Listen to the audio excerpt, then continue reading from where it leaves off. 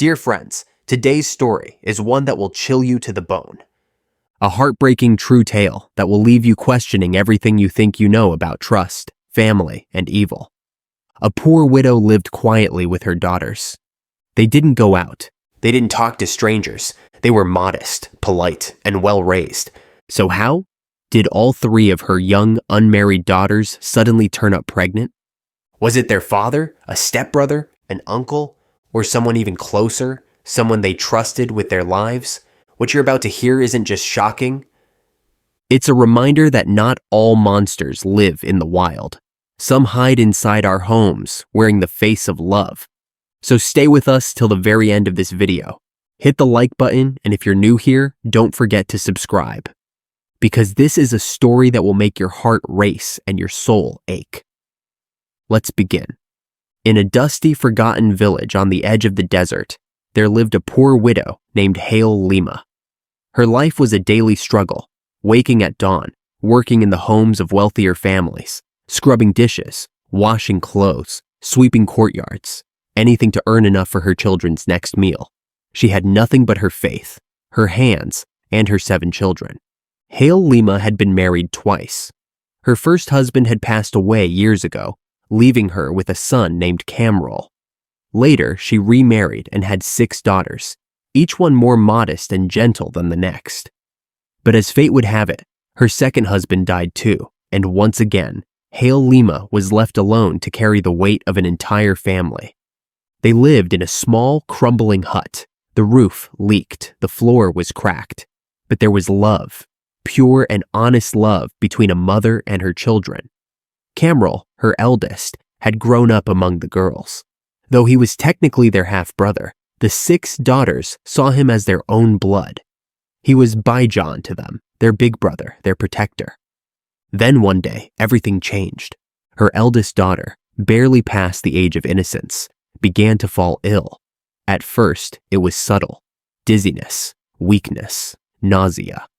Hail Lima thought it might be a stomach virus or anemia. But when her daughter collapsed in the yard one morning, she knew it was serious.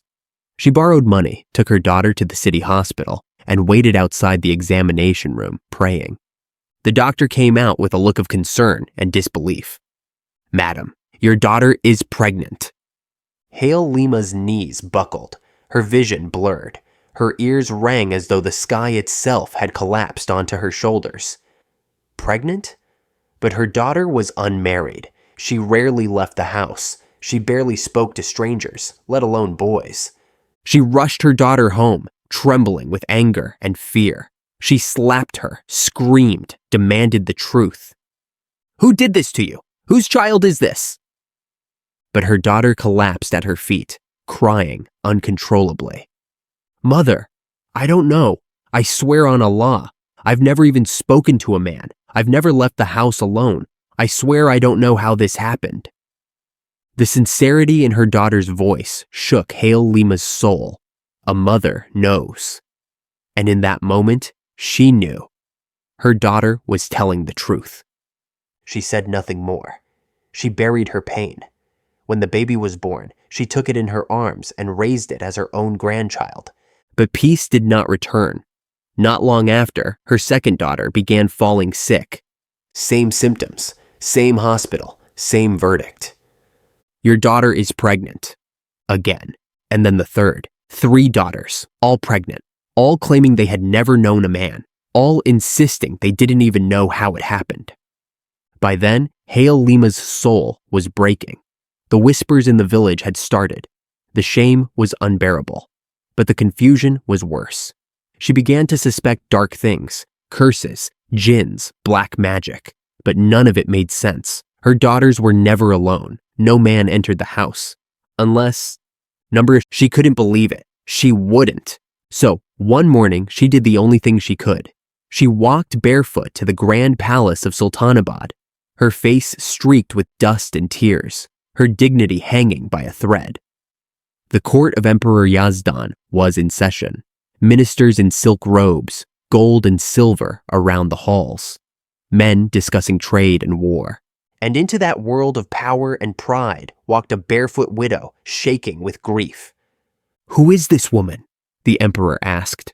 I want justice, she whispered. But I cannot speak here, not in front of all these men. The emperor, sensing something deeper, nodded. Bring her to my private chamber. In the silence of that golden room, the widow collapsed at the emperor's feet and wept. She told him everything about her daughters, about the pregnancies, about the confusion and the fear, the sleepless nights and the absence of answers. The emperor sat still for a long time. When he finally spoke, his voice was grave. This is no longer your burden alone, mother. This is now a matter of the kingdom's honor. I will find the one who did this, even if he wears the mask of family or friend. I will tear that mask away. And that night, a trap was set. A dog was tied at the corner of Hail Lima's home. Guards surrounded the house, hiding in the shadows. The girls were told to act as though nothing was different. Not a single word was to be spoken. Not a single light turned on. And then, just past midnight, a shadow crept across the roof. Hail Lima held her daughters close, her heart racing. The dog growled, then barked, loud, furious. The shadow jumped, the trap sprung. Soldiers rushed in. A masked man tried to escape. He was wrestled to the ground, his arms and legs tied. His face was hidden beneath black cloth. And when that cloth was torn away, the house shook with the screams of betrayal. It was Cameral, the brother, the son, the protector, the monster within. The sun had barely risen when word spread through the village. Bibi Hail Lima's son, Cameral, had been caught sneaking into her house in the dead of night. People couldn't believe it. The boy she raised with love, the brother the girls trusted more than anyone, the same man who shared their meals, their childhood, their stories. Now he was a criminal, a predator. In the grand royal court, Cameral knelt on the stone floor, his hands tied tightly behind his back. His head was lowered in shame. He wore the same clothes from the night before, dirt-stained, sweat-soaked, and clinging to him like his sins. The emperor entered the court in silence. The room stood still. Behind him, Hail Lima arrived, her face expressionless. Her 6 daughters followed her, eyes filled with heartbreak. The guards cleared the room. Now, only the emperor, his chief minister, Hail Lima, her daughters, and Cameral remained. The emperor's voice echoed. Lift his head. A guard grabbed Cameral by the chin and pulled his face up. His eyes were swollen with fear. So you are the beast, the emperor said. Did your hands not tremble when you touched your sisters? Did your soul not scream when you destroyed their innocence? He drew his sword slowly and placed it near Cameral's throat. Tell the truth. If even one word is a lie, your head will be taken from your body before you can finish the sentence. Cameral shook. He looked up at Hail Lima and began to cry. I am her son, but I never felt like one. After my mother died, my father married Hail Lima. She was kind to me. She fed me, clothed me, raised me like her own. But I hated her. I hated that her daughters were beautiful, that they were loved, that they were growing up while I felt invisible. His voice cracked. I told her once to marry off the eldest. I thought if she's married, she'll be gone.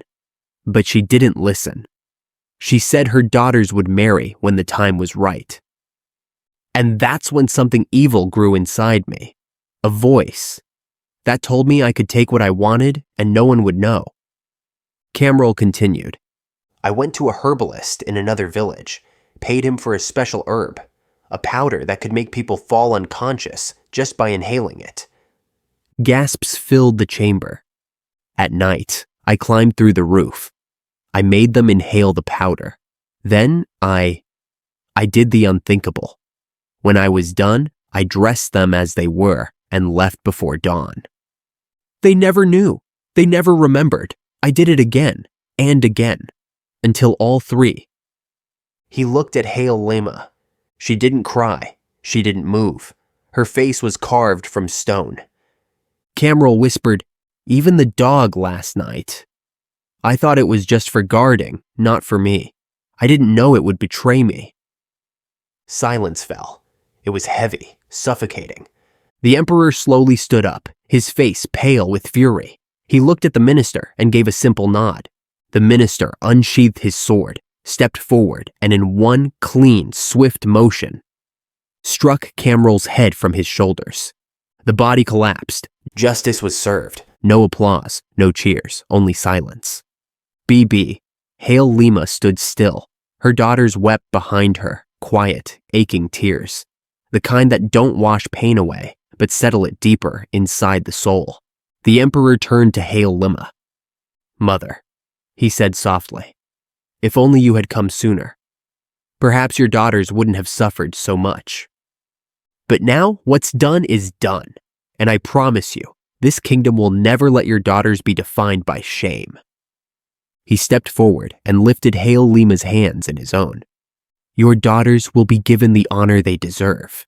And the very next day, the emperor summoned 3 noble, kind, and respected men from his court, young men with wealth, education, and integrity. Each of them stepped forward and vowed to marry one of Hail Lima's daughters. Not out of pity, but out of respect. Out of the recognition that what had happened to them was not their fault. They deserved a future, a name, a place in society, and they would have it. The palace celebrated with a quiet but noble ceremony. Gold, silver, silk, and land were gifted to the girls. The emperor paid for everything, and Bibi Hail Lima, she fell to her knees and kissed the emperor's feet, whispering, "You didn't just give justice. You gave my daughters back their lives." The emperor smiled sadly and said, "Let me know when your other 3 daughters come of age. I'll find honorable husbands for them too. Because no girl in my kingdom will be left helpless. Every helpless mother is my mother. Every abandoned sister is my sister." The kingdom had witnessed justice, but for Hail Lima, peace was still far away. Though 3 of her daughters were now married to good men, and their honor restored, a mother's heart never forgets pain so easily. For weeks, Hail Lima didn't sleep properly. Every creak in the house made her jolt awake. Every dark corner reminded her of the nights when evil crept in, dressed as family. But she stayed strong. She kept praying. She kept working. She kept raising her remaining daughters with the same love, the same fierce protection. Only now, a new fire burned in her. Awareness. One afternoon, the emperor's messenger arrived with a sealed letter.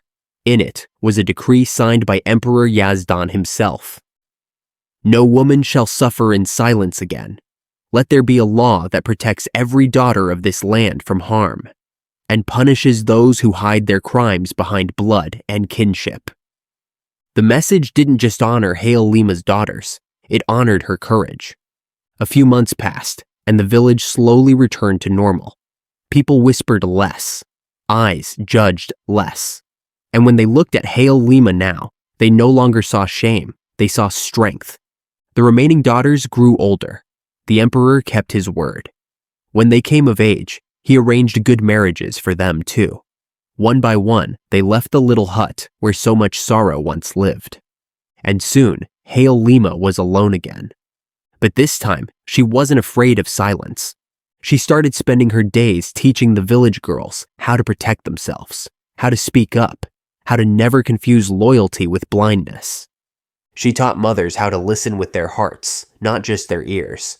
She told them shame doesn't belong to the victim, it belongs to the criminal. And people listened. One morning, a group of village women came to her door. They brought food, cloth, coins, and tears. They said, "Because you raised your voice, our daughters now live safer lives." Hail Lima smiled, a real, gentle smile. She no longer lived with the bitterness of what happened. She lived with the purpose of what she prevented from happening again. And every time someone asked about her story, she would point to her daughter's children, laughing, playing, chasing chickens in the yard, and say, "This is what justice gave me back." Moral of the story: silence protects the guilty. Shame belongs to those who commit evil, not to those who suffer it. When one woman stands up, she lifts generations with her. And even after the darkest night, justice will rise, if someone is brave enough to demand it. If this story moved you, like the video, share it with others, and subscribe to the channel for more powerful real-life stories. Let justice and courage always have a voice. Thank you.